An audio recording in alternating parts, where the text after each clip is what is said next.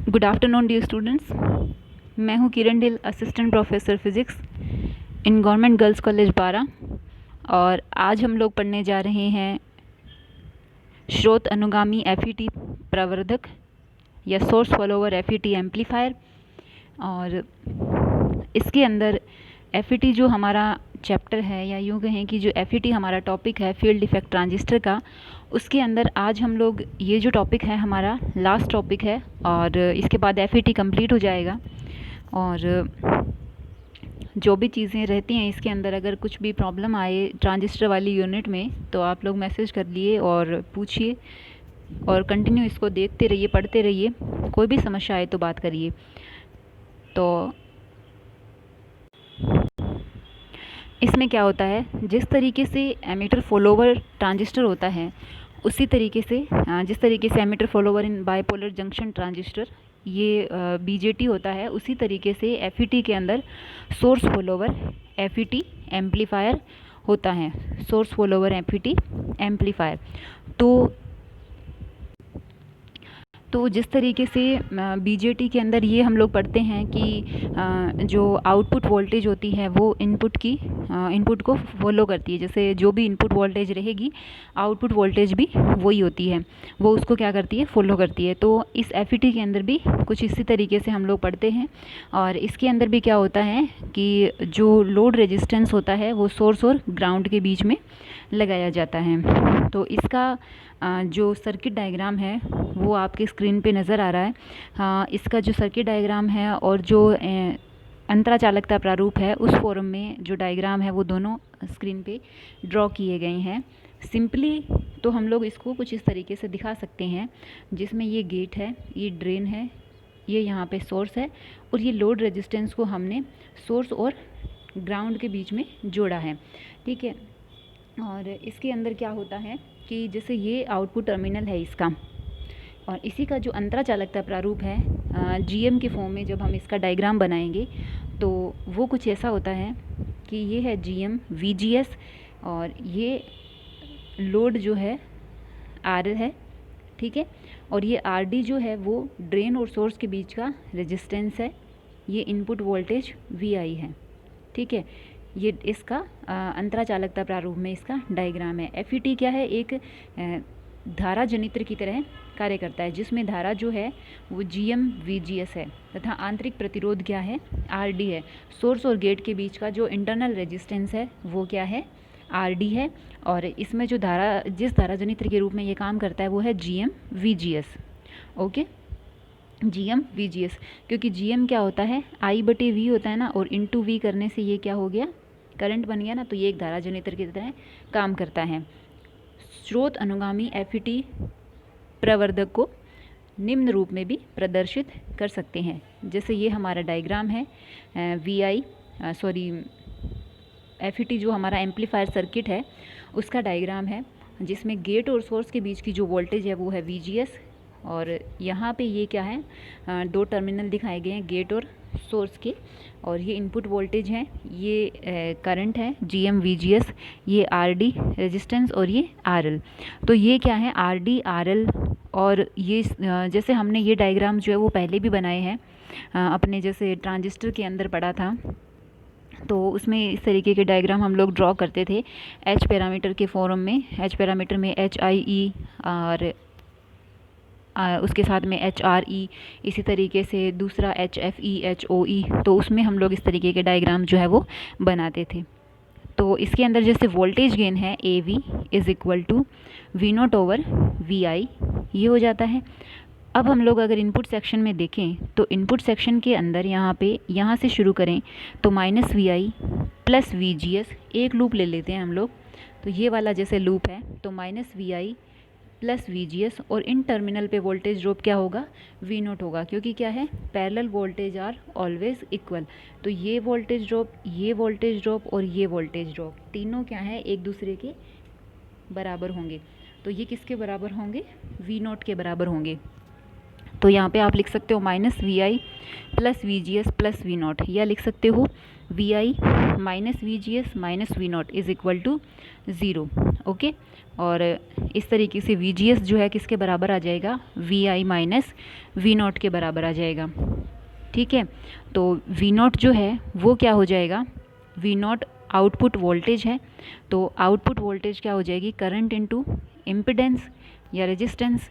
तो करंट तो है G M V G S, मैंने बताया ना जी एम क्या है, आई बटे वी है, और उसको जब आप वी जी एस से गुणा करते हो तो वी जी एस से वी जी एस आप कैंसिल कर सकते हो, तो वो करंट बन जाता है। ठीक है, तो वो क्या हो गया, आई हो गया। तो आई इंटू, और जो रेजिस्टेंस रहता है वो रेजिस्टेंस क्या रहता है, क्योंकि आर एल आर डी ये क्या है, एक दूसरे के पैरेलल हैं, तो करंट इंटू रेजिस्टेंस, तो आर एल आर डी बटे R L plus R D, ये दोनों क्या पैरेलल हैं, इसलिए पैरेलल का इक्विवेलेंट रेजिस्टेंस यहाँ पे लिख दिया है। वी जी एस है हमारा V I minus V naught, और ये रेजिस्टेंस हो गया। ठीक है, अब यहाँ पे भी वी नॉट है, यहाँ पे भी वी नॉट वाले टर्म्स को एक साइड ले आइए, तो V naught one plus G M R L R D बटे R L plus R D is equal to V I, और वी आई के साथ क्या आ जाएगा, जी एम और into R L R D बटे R L plus R D, ये आ जाएगा। तो यहाँ पर V naught over V I ये है करंट वोल्टेज गेन, तो इस राशि के बटे में ये आ जाएगा। ठीक है, ये हमारे पास क्या आ गया, वोल्टेज गेन आ गया ए वी। हम लोग क्या करेंगे इसके अंदर, हम लोग जो ये जी एम इसके अंदर जैसे हम लोग R L plus R D है, इसका एल सी एम ले लेंगे, तो R L plus R D से ये कैंसिल हो गया, यहाँ पे R L plus R D आ गया। ठीक है, ऊपर क्या बचेगा, ऊपर बचेगा G M R L R D और बटे R L plus R D plus G M R L R D.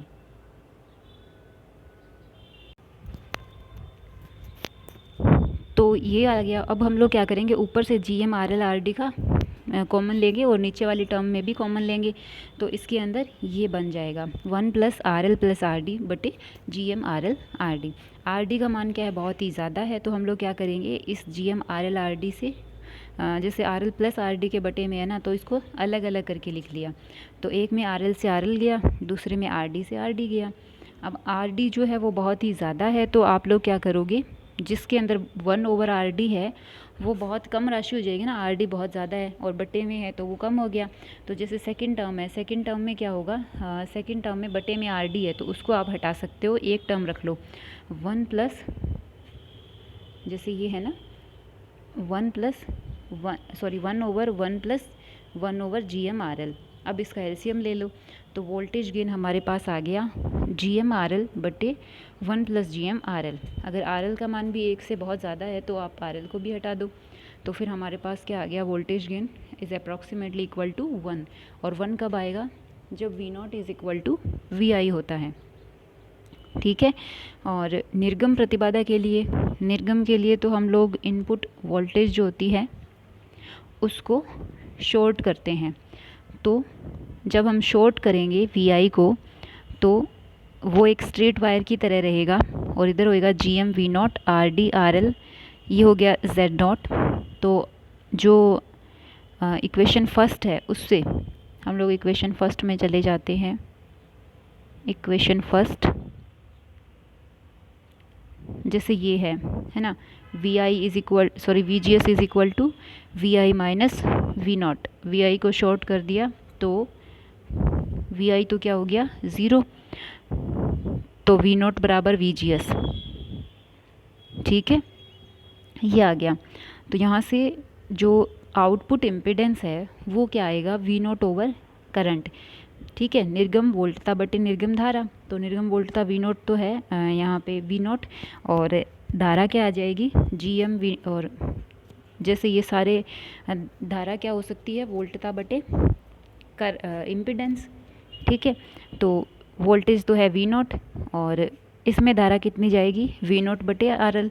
इसमें धारा कितनी जाएगी, वी नोट बटे आर डी। और इसमें धारा कितनी जाएगी, ये तो खुद ही धारा है, जी एम। वी नोट तो करंट है, ठीक है। तो करंट के कंपोनेंट जब हम लिखेंगे तो ये आएगा V naught over R L, ये V naught over R D, और ये आएगा G M V naught. V naught से वी नोट कैंसिल हो जाएगा, तो जेड नोट का मान आ जाएगा 1/1 ओवर 1 बटे आर एल, 1 बटे आर डी और जी एम, ठीक है।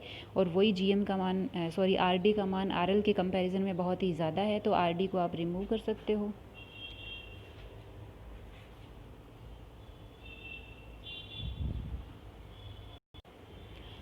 तो जब हम लोग इसमें से आर डी को रिमूव करेंगे तो हमारे पास क्या आएगा,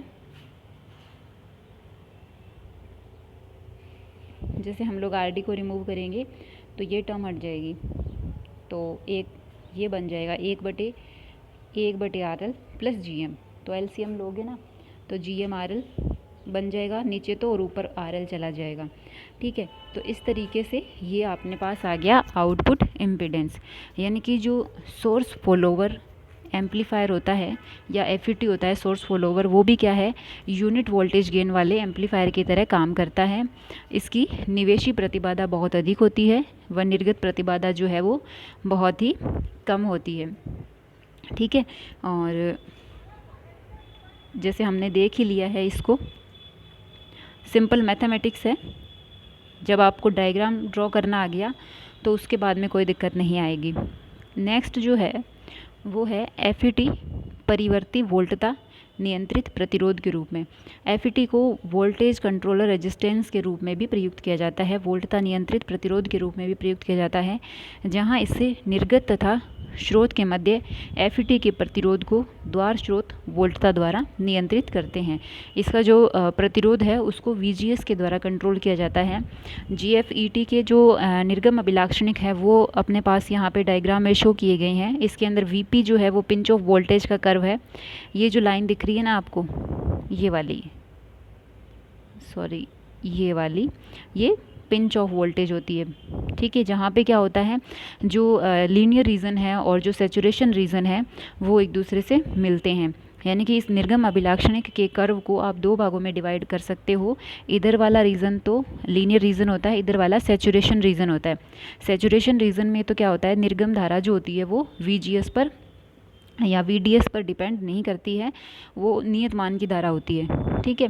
और जो लीनियर रीजन होता है, ये वाले कर्व जो आते हैं, इसके अंदर क्या होता है, जो निर्गम धारा होती है वो वीजीएस पर डिपेंड करती है, वीजीएस के कम मानों के लिए होती है। एक दूसरे के ये क्या है, प्रोपोर्शनल होते हैं, ये एक दूसरे पर डिपेंड करते हैं, लीनियरली बढ़ते रहते हैं धारा का मान वीजीएस के साथ।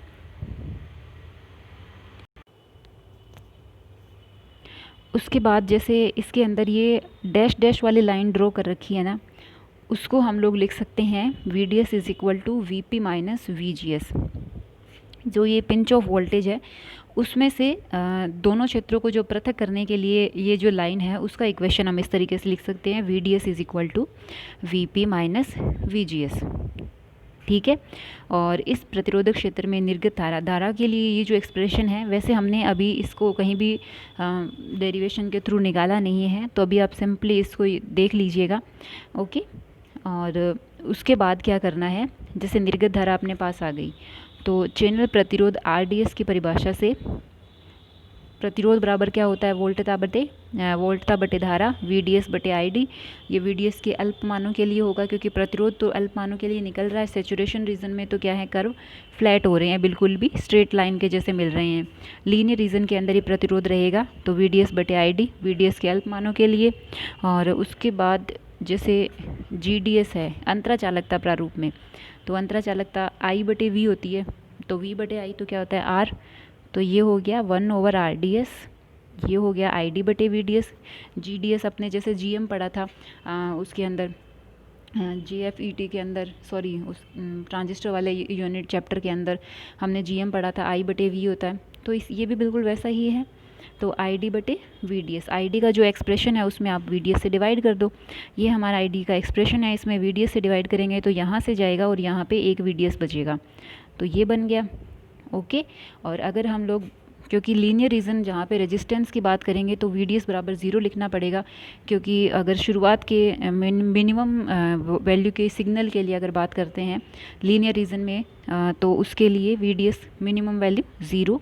तो VDS को जब हम 0 पुट करते हैं तो RDS जो है वो क्या आ जाएगा, RDS देखो वापस से इसको उल्टा कर दो, ये है ना 1/RDS, तो ये हो गया, इसको उल्टा कर दो और इसमें हमें क्या करना है VDS को 0, तो ये टर्म गई, तो VGS माइनस VP बचेगा, VGS माइनस VP और VP² बटे 2IDS। अब अगर VDS को भी 0 करें तो VGS भी क्या होगा, 0 होगा, क्योंकि जब सोर्स ड्रेन वोल्टेज जो है वो 0 है और VGS भी जो है वो भी 0 है, दोनों एक साथ 0 करने पर हमारा RDS जो है वो क्या आ जाता है, VP/2IDSS। ये 2IDSS जो है ना वो ड्रेन टू सोर्स करंट है, सेचुरेशन करंट है ये, ठीक है। इसके बारे में हमने पहले भी प्रीवियस लेक्चर में भी बात करी थी IDSS के बारे में। तो इस तरीके से अगर हमारे पास VDS जो है उसके कारण चैनल प्रतिरोध RDS जो है वो VDS पर डिपेंड करता है और RDS रेखिक ना हो करके अरेखिक होगा। और कब होगा, समीकरण 2 में VDS/2 पर होने पर, ठीक है। उस टाइम क्या है, ये रेजिस्टेंस लीनियर ना हो करके नॉन लीनियर होगा और इस नॉन लीनियर होने को जो अगर हम दूर करना चाहते हैं तो निम्न विधि का प्रयोग करते हैं। 0.5 VDS वोल्टता पर VGS वोल्टता में जोड़ते हैं।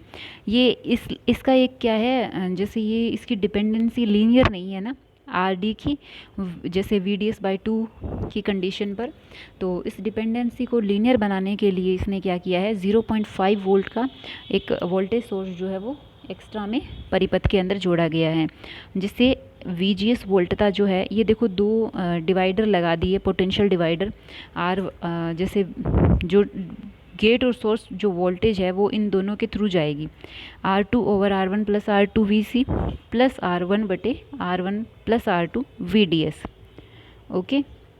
और जब दोनों बराबर होते हैं तो 1/2 VC प्लस VDS हो जाता है, ठीक है। अब इसका जो ये मान है वो इक्वेशन नंबर 2 में रख देते हैं, तो वहाँ पे जब आप रखोगे VGS की वैल्यू तो कुछ इस तरीके का एक्सप्रेशन आ जाएगा। तो जो अंतराचालकता है फॉर ड्रेन टू सोर्स उसका मान आता है 2IDSS/VP², 1/2 VC माइनस VP। इस प्रकार निर्गम स्रोत प्रतिरोध रेखिक हो जाता है और RDS जो है वो निर्गम स्रोत वोल्टता VDS पर निर्भर नहीं करता। यहाँ पे देखो ये VDS पर डिपेंड नहीं कर रहा है, ठीक है। तो ये यूनिट के एकदम लास्ट के टॉपिक हैं और इसके बाद हम लोग फीडबैक को शुरू करने वाले हैं। तो यहाँ तक आप लोग अच्छे से स्टडी कर लेना, FET को भी अच्छे से स्टडी कर लेना। हायर एजुकेशन के अंदर FET एक ऐसा टॉपिक है जो बहुत ही यूज़फुल है और बहुत ही काम में आता है, इसके प्रैक्टिकल्स भी रहते हैं।